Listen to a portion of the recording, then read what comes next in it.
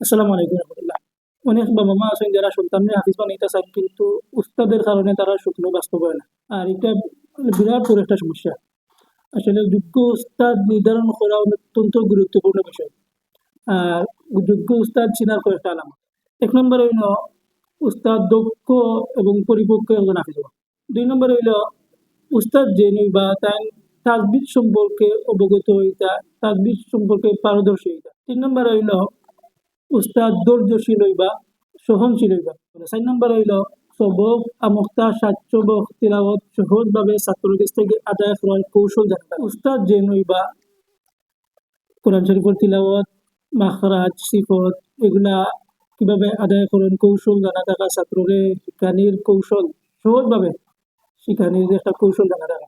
আর শেষে অত্যন্ত গুরুত্বপূর্ণ একটা বিষয় হইল গিয়ে আদব, আখলাক, আমল এইগুলার দিকে লক্ষ্য রাখা।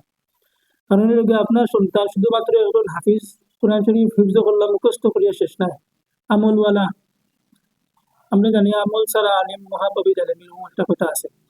তো আমলের দিকে লক্ষ্য রাখা, আমলওয়ালা আখলাকওয়ালা একজন শিক্ষক পাওয়া যাওয়া অত্যন্ত গুরুত্বপূর্ণ জরুরি। এই দিকে লক্ষ্য রাখিয়ে আপনি আপনার বাচ্চারে হাফিজ দিবা, পড়া দিবা, ইনশাআল্লাহ ফায়দা পাইবা। সালাম আলাইকুম।